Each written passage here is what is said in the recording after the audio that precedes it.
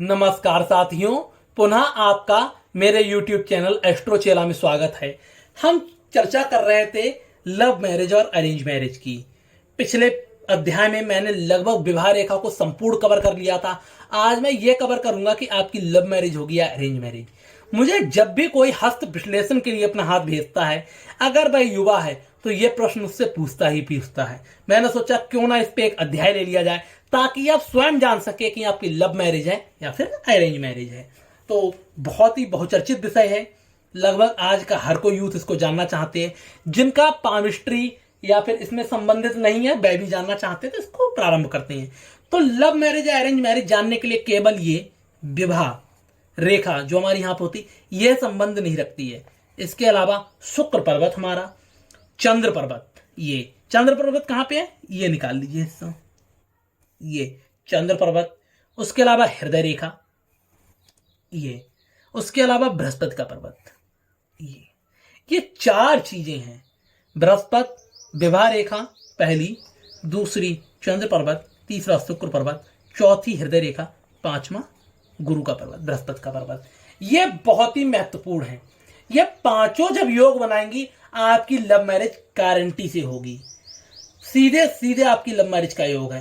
अगर हृदय रेखा के सीधे शनि पर्वत पे अगर आपकी जो रेखा है वह पहुंच जाए, इस तरीके से हृदय रेखा निकली और शनि पर्वत तक अमूमन पहुंचती, अगर उसके आगे निकल गई है इस तरीके से गुरु पे पहुंच गई है, तब सोच लीजिए आपका पहला लक्षण मिल गया है विवाह रेखा, मतलब कि प्रेम संबंध वाला, या कह सकते हैं लव मैरिज वाला।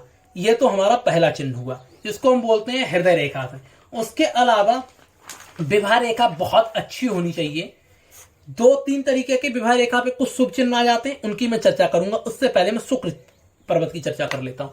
यह हमारा शुक्र पर्वत होता उठा हुआ है, जिसका शुक्र पर्वत बहुत ही उठा हुआ है, बहुत सुंदर सा है, कोई उसमें दाग धब्बा नहीं है, यहां से अचानक उठा हो गया। ऐसा व्यक्ति बहुत ही प्रेमी स्वभाव का होता है। बहुत जल्दी दूसरी, अगर लड़का है तो लड़कियों की तरफ, लड़की है तो लड़कों की तरफ आकर्षित हो जाते हैं एक दूसरे से। ऐसे में कई उसके प्रेम संबंध रहेंगे।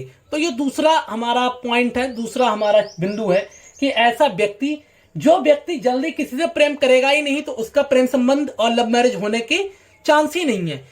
इसीलिए शुक्र बहुत उठा होना चाहिए, शुक्र मजबूत स्थिति में होना चाहिए। मैंने जब भी किसी का हाथ देखा शुक्र मजबूत स्थिति में है, विवाह करे ना करें लेकिन उनके प्रेम संबंध जरूर रहते हैं। तो ये तो हमारा दूसरा पॉइंट हो गया शुक्र पर्वत। तीसरा, चंद्र पे कोई दाग धब्बा नहीं होना चाहिए। ये हमारा चंद्र क्षेत्र है, अच्छा होना चाहिए, शुभ होना चाहिए। चंद्र पे कोई शुभ संकेत आ गया ऊपर वाले चंद्र में, तो ये भी अच्छा माना जाता है। चंद्र पे कोई दाग धब्बा ना हो। चंद्र से अगर कोई ऐसी रेखा निकली और भाग रेखा में मिल जाए जाके, तब यह दिखाएगी विवाह के बहुत बहुत अच्छे संबंध रहेंगे। ये तो इस चीज को दिखाएगी। लेकिन चंद्र अच्छा होना चाहिए आपकी लव मैरिज के लिए। ये तीसरा चिन्ह हुआ। तीन चिन्ह आपके बन गए, क्या क्या अच्छा होना चाहिए। चौथा, अगर आपका जो बृहस्पति है, ये वाला पर्वत है, ये इस पे कोई भी शुभ चिन्ह आ जाए। शुभ चिन्ह कैसा? चाहे क्रॉस आ जाए, चाहे ऐसे स्वास्तिक आ जाए। अब लोग कहेंगे सर ये क्रॉस और स्वास्तिक कैसे हो जाता है? मैं दिखाता हूं आपको। ये देखिए, ये क्रॉस बना हुआ है, आपको दिखाई दे रहा होगा। ये अगर आपके हाथ में और सारे संकेत हैं, इस तरीके से क्रॉस या स्वास्तिक भी आ गया, तो ये भी एक पॉइंट हो गया आपकी लव मैरिज का। क्या क्या मैंने पॉइंट डिस्कस कर लिए। उठा हुआ बहुत ही शुक्र होना चाहिए। शुक्र पे एक आध पॉजिटिव चिन्ह आ जाए, क्रॉस, शुक्र पे स्वास्तिक आ जाए, या अच्छी लकीरें ऐसी खड़ी आ जाएं।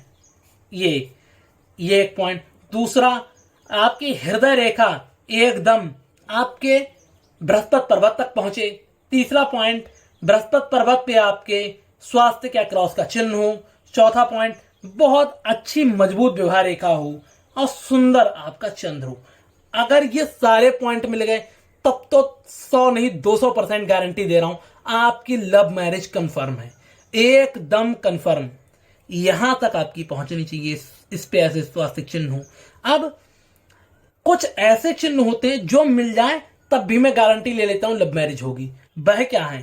अगर आपके बृहस्पति बहुत ही शुभ स्थिति में, ठीक ठाक है, और आपकी विवाह रेखा जो ये थी लंबी सी, और इसमें से नीचे एक ऐसी रेखा ऐसे जुड़ गई, ये ऐसा निशान बना है, आपकी ये दिखाती है आपका प्रेम संबंध था, वह आगे चल के आपका जीवन संबंध बन गया है।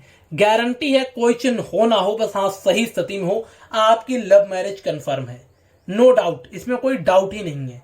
कुछ लोग कहते हैं सूर्य में भी यही होता है, अगर आपका अच्छा सूर्य है, इस तरीके से ये रेखा जुड़ गई तो ये कहीं ना कहीं विवाह लव मैरिज को दिखाता है। तो ये इसको भी मान लेता हूं, इसके बहुत ज्यादा प्रमाणिक तो नहीं है, लेकिन हम इसको मान के चलते हैं। उसके अलावा अगर किसी की मस्तिष्क रेखा, थोड़ा सा इसको मैं मिटा दे रहा हूं, काफी ज्यादा इसकी रेखाएं बन गई हैं, आपको समझने में तकलीफ हो सकती है।